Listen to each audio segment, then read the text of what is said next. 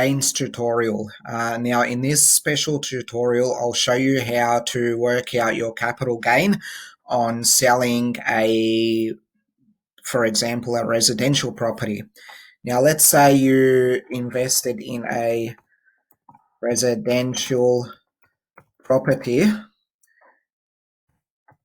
purchased 1st of July 2017, and let's say you purchased it for 600,000. Let's say you sold the property on 20th of June 2020, and you sold it for 1,200,000.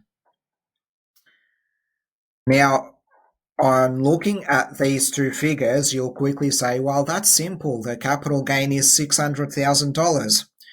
Well, yes and no. Because as part of the purchase price, we look at purchase price, which is $600,000, plus stamp duty and other costs in the purchase, and this can be up to about $60,000, let's say. So you have a different cost price, which is $660,000. Now, let's say when you come to sell your property, you have costs on sale. So you have a commission on sale. Now, usually that commission can be around about, let's take 5%. So equals that times 5%.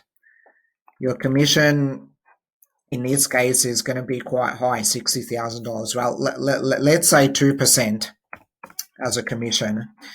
So $24,000 you pay as commissions for the agents to list a property and to be able to sell it for you.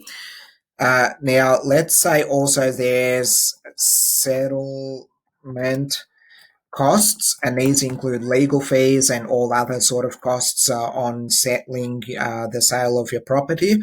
Let's say they cost around about $2,500. So your sale costs are total, let's say $26,500. Now add the purchase costs, which is $660,000. You have what we call a total cost base of your property.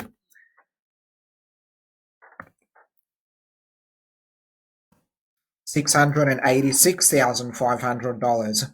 Now, this can vary depending on what costs you face and all these sort of things, but let's just take this as a simple example. So the total cost base is $686,500. Sale price doesn't change, it remains at $1.2 million. You're left with a capital gain of 1.2 million minus 686,500, 513,500. Now you're going to ask, am I going to pay tax on all of that? Well, probably not. The way that you can save tax on this is in a few different structures. So let's say, for example, you are an individual or you operate a trust, and this property is in your trust and it's been generating rental income for you over a number of years. Now, you purchased this property in 2017, 1st of July, and you sold it on the 20th of June 2020. Now, the taxation provisions in regard to capital gains allows you to apply a 50% discount. So let's discount 50%. Now, bear in mind, if you have your rental property in a company structure, a 50% discount is not available for a company. So the company will pay its company tax rate of $513,500, which is quite a lot of tax. Now, let's apply the discount. So 513 times 50%. The assessable capital gain is now $256,750. Now, if you are an individual, you will be paying marginal tax on $256,750, and the marginal tax is going to be the top rate of tax.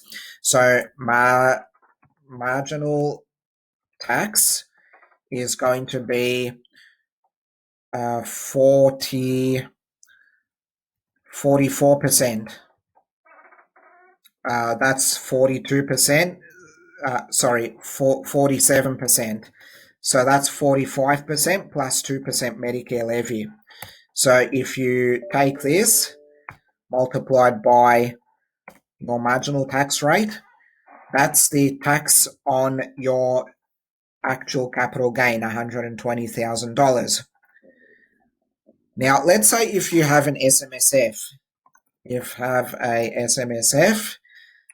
the usual tax rate on an SMSF is 15%. However, the capital gains tax rate is 10%.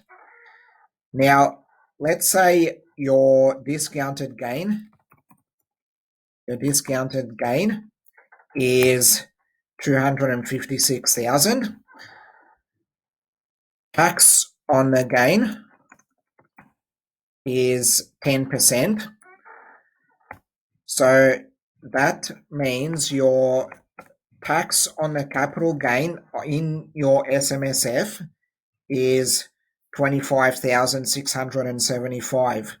So you can really see the difference between marginal tax on your capital gain. Now, we're saying if your property is in a trust, the trust will generally distribute this amount to individual beneficiaries or company beneficiaries or whoever the beneficiaries are in your trust. But the beneficiaries then will pay tax on their marginal rate. Now, let's say you're the only beneficiary. You will have to receive all this amount from the trust, and you will be taxed at the highest rate of tax. So, as you can see, that's not so good news. But if you have a self-managed super fund or an SMSF, you can quickly see the concessions that are available for you. The normal tax rate on any earnings is 15%, but we're looking at the capital gains tax component, which is 10%. You have a discounted gain, which you can apply, 256. Then 10% tax on that is $25,675. So you can see the substantial tax saving that you will have if you have an SMSF owning the investment property as compared to if you have a trust that owns the investment property. Now, again, I need to tell you this is purely for educational purposes and is in no wise a substitution for financial advice.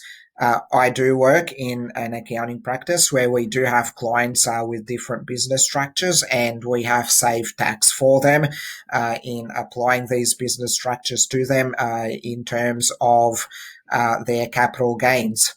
If you like, you can contact me and we can arrange an appointment so that I can tailor more to your own personal and specific needs. However, this is just a simple education on what we calculate as part of the cost base and sale price.